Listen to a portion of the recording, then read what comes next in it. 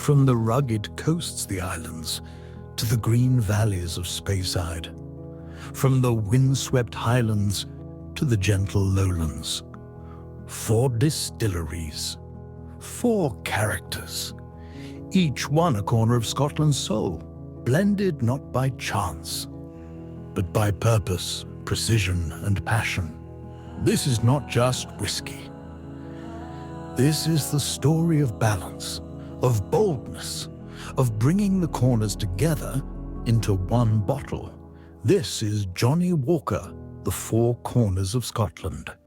John Walker started blending in the 18th century, and you have been doing it ever since. But this conceptualization of the 4 corners, when did it start and what was the story? So when we looked to select which distilleries we're going to use to represent the 4 corners of Scotland, we went to Johnnie Walker Black Label. Part of what we looked at was almost how were we blending, which were the distilleries that we could credibly call out that we were using, and especially in Johnnie Walker Black Label, but in our range. So we called out specifically Clynelish in the Highlands, Cardhu in Speyside, Glenkinchie in the Lowlands, and Caol Ila on Islay. And they all bring something unique. When you look at Clynelish, it brings a sort of waxy, creamy aroma and almost a sort of honey sweetness. When you then go to Cardhu and Speyside, it's all about those orchard fruits, which are prevalent through the Johnnie Walker range. When you then look at Glenkinchie in the Lowlands, it's more of those delicate, floral, fragrant notes. And then of course you come across here to Islay, it's about the smoke. And Caol Ila gives that beautiful, slightly dry, slightly sweet smoke that you find across the Johnnie Walker range. We've got a long history here at Glenkinchie of trading with the Walkers. The first one's 1894 is our first record of the Walkers buying Castamere. And obviously whiskey blenders are looking for a diverse range of flavours, which is why we have the 4 corners of Scotland. And they're all going to look at the casks you have in warehouse. They're going to look at you being consistent to your house style, but also they want those spikes of flavours from really different interesting casks. These were the 4 that actually just leapt off the page to us that made the most sense for us to be able to call this out. Say because of those different characteristics, because of the waxiness, because of the fruity notes, because of the floral, cereal, the smoky flavours, these almost became the representatives for the other whiskies as well. They were across the 4 corners of Scotland, so they were as far sort of stretched about as well, so we could talk to them almost geographically as being the 4 corners. So these whiskies, these distilleries are so iconic, but they're great representations to us to the range of flavours that we have across our inventory as well.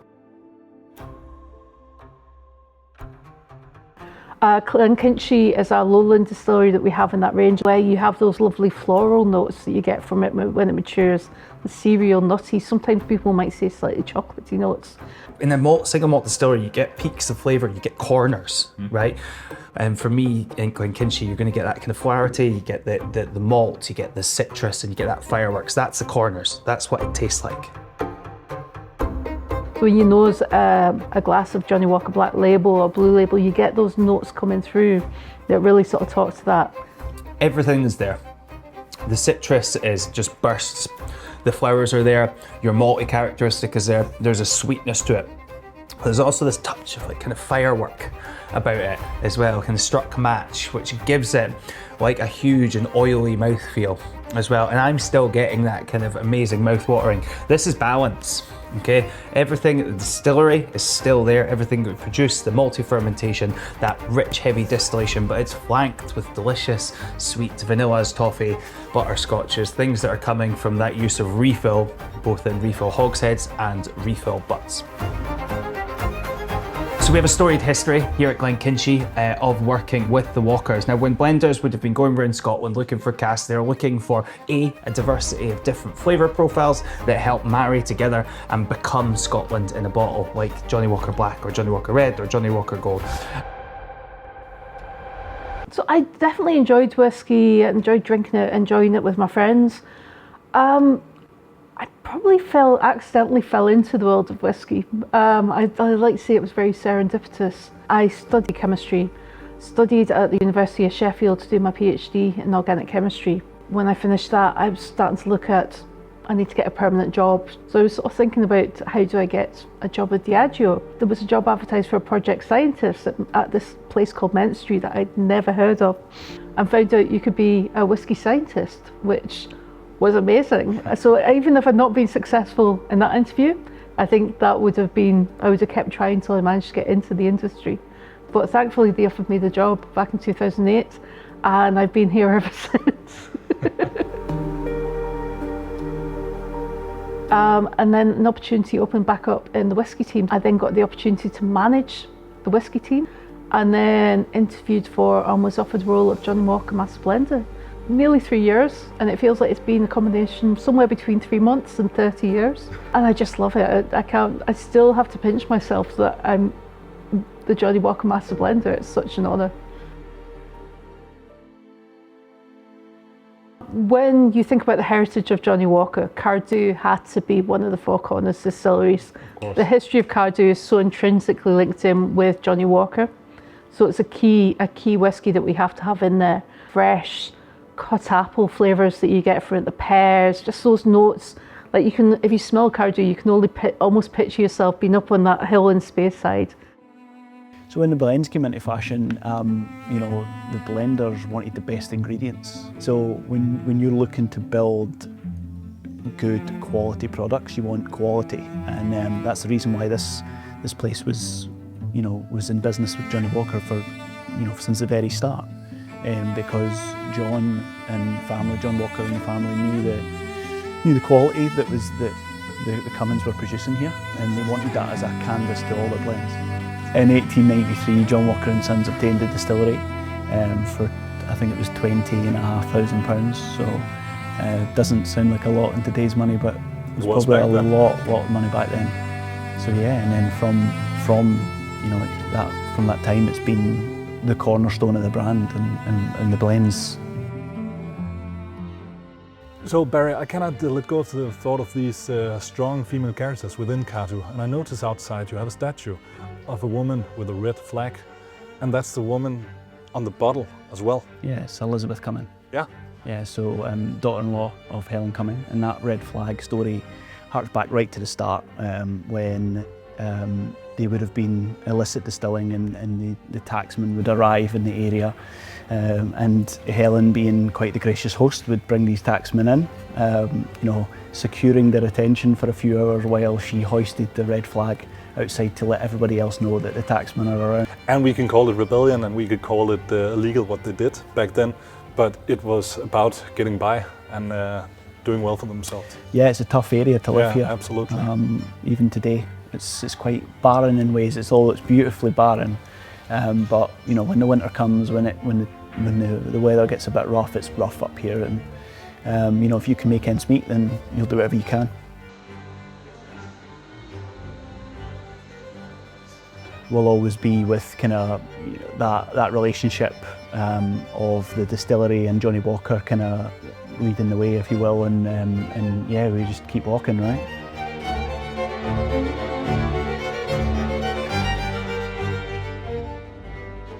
So I think if you look at the industry as a whole, there's been so much development in how we manage, how we control the quality of our single malts, through the distilling process, so really understanding what's happening, what the flavours that we're going to work with. The industry as a whole has also looked at our maturation, how we mature our whiskies, and you can see across it all that there's been an uptick in the maturing quality. For us, we're getting to a place where we've got a lot of control. We understand how to play with our different whiskies. So in the past, we might have had age statements because you needed to mature it for that bit longer or for that time to get the right flavours to develop. But for us in the world of Johnnie Walker, we do have age statements. For me, the joy when I'm blending, if we don't have an age statement, is we've got more than 10 million casks maturing whiskey. If we have an age statement, we can look at one column. So there's going to have to be a smoky distillery in there. The one that comes to me that works so well in blends is Caol Ila. I mean, it's got that lovely sweet, almost like wood smoke. You've got notes of fresh apple in the background. It is such a beautiful whiskey. I mean, we've been making whiskey at Caol Ila since 1846. From that point on, it was a whisky which was very much focused on as being a really important part of the blending process. So whilst Caol Ila itself is hugely adored and admired as a single malt, it's also really respected and admired by master blenders, and in particular the blenders who create Johnnie Walker. So when you're tasting Johnnie Walker Black Label or Double Black as we have right here, and you get that smoky flavour, that's coming from Caol Ila. It's an integral part of the blend, and it's what gives Johnnie Walker that smoky backbone that you find from Red Label right through to Blue Label and beyond. What is the most unique part of Caol Ila, or what does it bring to the Scotch whisky industry? For me, it's the distinct style of smoke that Caol Ila has. I mean, yes, that view is amazing, but the smoke that Caol Ila has, it's kind of unlike any other smoke in any other whisky. For me, it's reminiscent of a beach bonfire in the distance, those dying embers, that whiff of smoke. So it's quite an elegant smoke. It's a little bit lighter, a little bit sweeter than, say, the smoke at Lagavulin, which is quite rich, quite full-bodied, almost earthy in style. This is a more sort of, not delicate, but more elegant, sophisticated style of smoke, I would say. Keep on producing the exact same expression and taste. Yeah, because I mean, that's one of the fun bits of blending the Scotch whiskies. We often get asked about a recipe, and we'll have a recipe, but it will not be as detailed as people think it should be or they want it to be. So we'll almost have guidelines about if we're making say a Johnnie Walker Black Label, we want a mix of the different distillery styles. So we want light, fresh, we want green grassy, we want fruity, we want rich and complex and smoky. And we use those in different combinations. But underneath that, you might have a different mix of distilleries, because if you go back 12 years ago, Clynelish could have been getting its mash filter replaced, or Blair Atholl might be getting a new boiler put in, so you might not have had whisky coming from a still for 6 months. So we need to be able to continue to create the same Johnnie Walker Black Label that you expect, but do it in a different mix. So, in terms of Johnnie Walker, I like to think of it as a luxury Swiss timepiece with a lot of small gears all coming together to make it all work. Here at Johnnie Walker, you have all these different great single malts on your hand to create new products. But practically, how does it work? Well, I'm going to steal that analogy. That's going in my pocket so I can use You are very welcome. So, I mean, it's been an amazing journey learning about whisky. So learning about how flavours created in the distillery, in maturation, learning how to use our systems, because we've got more than 10 million casks of maturing whiskies.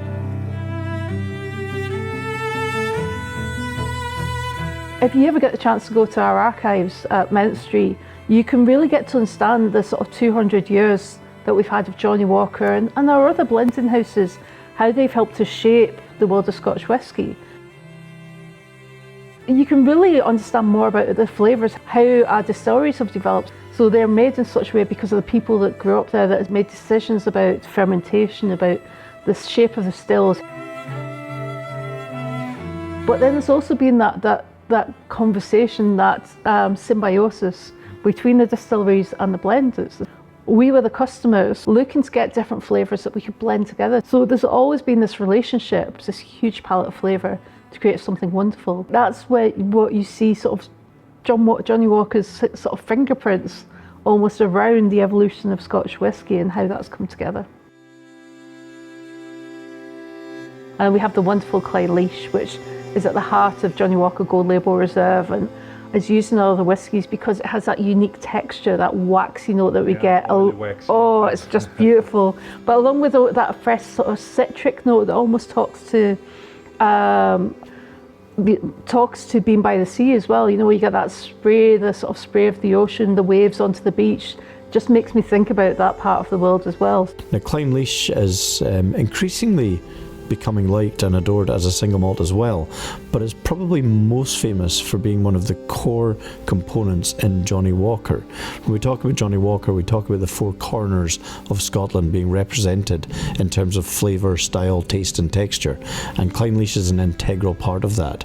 Anytime you're tasting Johnnie Walker and you find that waxy creaminess present, that's coming from Clynelish Distillery. Neat, on the rocks, or in a cocktail? If I had to pick one, I would say on the rocks. I like it's slightly cooled down. I like seeing how the flavour and I like having the texture thicken. What is your favorite Johnnie Walker whiskey? Right, I'm going to see how I can get round without picking only one. Johnnie Walker Black Label is always the sort of classic because it is perfect as a dram over ice and a cocktail if you have that choice. It's a great answer. And if it isn't whiskey, what then? I do like an IPA.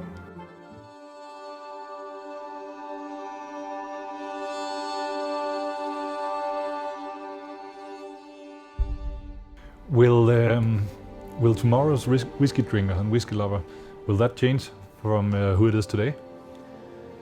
Well, I think if you look at society, you look at the world now compared to 30 years ago, there's been so many changes. People travel a lot more. They get to experience a lot more flavours than historically you would have done because you're travelling. People are travelling everywhere. They're sharing their food experiences, their heritage. Everything is coming together.